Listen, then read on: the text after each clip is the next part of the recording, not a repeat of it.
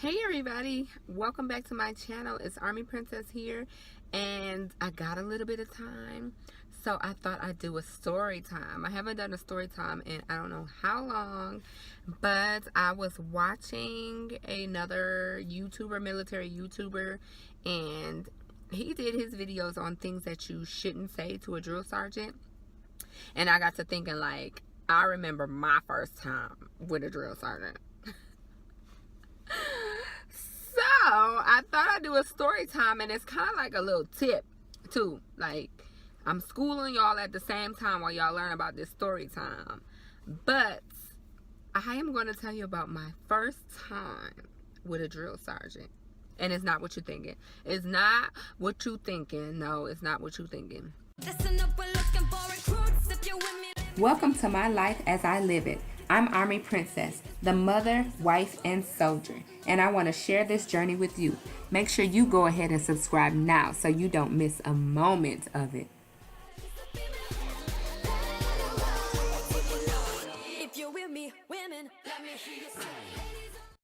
It's my first interaction with a drill sergeant. So, you all have never seen me in person, but I am not very tall at all. I am 5'5" on a good day. And at the time when I went to basic training, I was probably like 5'5", like 125 pounds. I was incy. So, I've always been small. When I used to be in a marching band when I was in high school and junior high, and my nickname was Lil Bit. So with that being said, with me always being small, I always had people to help me. Like, help me carry stuff. Like, people would see me and they would be like, you know, oh, let me help you, or I got this, or do you need help, or whatever. Like, excuse me. Outside of the military, you know, people will help you. But when you get to basic training, you're in a whole different environment. Let me tell you, it is a learning environment, and you're going to get used to it real quick. So, I got to basic training, and first, when you get to basic training, you go to something called reception. Reception is like a holding area, in processing area that you go to for a few days until you get in processed. And then once you finish at reception, you go to basic training. So I don't know if it's like this at every basic training, but I know it was like this in mine, and I've heard other people say it.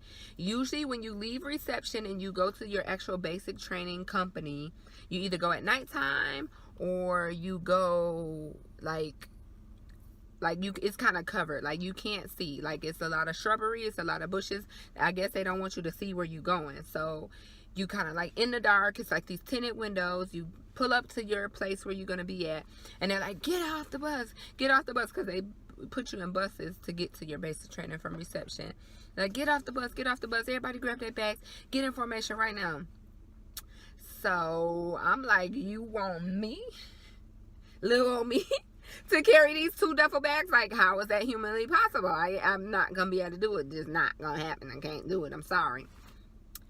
And my drill sergeant got in my face like, look, y'all, he was in my face like this, like, soldier, you better get down there and get them bags and get in line. I was like, okay, well, you don't have to yell. Why did I say that? Like, that's things that you don't say to a drill sergeant. You don't talk back. You don't look at them all crazy. You don't tell them what you ain't gonna do. And I learned real quick that day, real quick. Not that I was trying to be rude or mean. I'm just like, you see me? You see these 2 big old duffel bags? Like, what you want me to do? So anyway, they show you how to carry your duffel bags. You front load your duffel bags. So that means you put one on the front, like a book bag, but you put the book bag in the front. And then at the same time, when you get done, you pick the other one up, throw it over your head, and put it on the back, like a regular backpack. So you got a big duffel bag in the front and a big duffel bag in the back. So I'm like barely able to walk. Our base, our area where we were sleeping, was on the 2nd floor, and it took me forever to walk with 2 duffel bags up to the 2nd floor. But anyway, so somebody, I don't know who, somebody left their duffel bag on the floor out on the ground in the parking lot outside the bus. And the drill sergeant was like, whose duffel bag is this? I was like, I don't know. Like, that's exactly how I said, I don't know. And yeah, needless to say, I got yelled at again. So these are things that you don't do and don't say to your drill sergeant when you go to basic training. Like, I think our whole company got smoked for me. And it's funny now, but it was not funny then. Like, because we got smoked all the time. Not because of my fault, but this is something that you will learn if you go to basic training. If one person get in trouble, everybody getting in trouble. And that's usually in red and white phase. There are phases in basic training. But that's just something that you all should know. Like, if one person jacked up, the whole company getting smoked. And at first, it's like, oh, well, why should we get punished for what other people are doing? But it's really a good thing. In the grand scheme of things, when I look back at it, it's really a good thing, because what it does is teach you to take care of your battle buddy. You don't know who you're going to war with. And if you're going to war with somebody ate up, you're going to die. So what basic training does is teach you to take care of your battle buddy. Not that you got to do for them or they're incompetent, but sometimes people need a little extra help. People need a little push. And if you got your stuff together and your battle buddy sit next to you and they all jacked up, then you wrong, because you need to be helping them once you get your stuff together. So that's the whole grand concept, the grand scheme of basic training. Well, I'm not going to say the whole concept.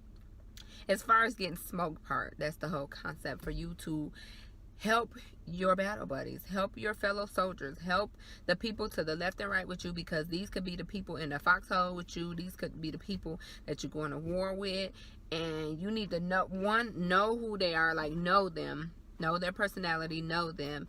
And if you know that they need a little help, then help them. That's one thing that I always preach to my soldiers. Help your battle buddy. You never know what somebody's going through. You never know what they went through to get to where they are and why they are the way they are. So if they jacked up, don't get on them. Don't yell at them. Help them. Obviously, they need a little help. Like, look at my sergeant is coming out. My NCO is coming out. And this was supposed to be a story time, but I just wanted to tell y'all about my first time with a drill sergeant, because yeah, I don't want it to happen to y'all. See, I'm helping y'all out. I'm teaching y'all stuff and showing y'all stuff, because I don't want you to go through what I went through. And if you see somebody in basic training that's jacked up, help them. That way all of y'all won't get smoked. But this is it, guys. I'm going to end it here. This was short. I just had a few minutes in the parking lot, and I'm about to go back to work, and I will see y'all in the next one. Bye.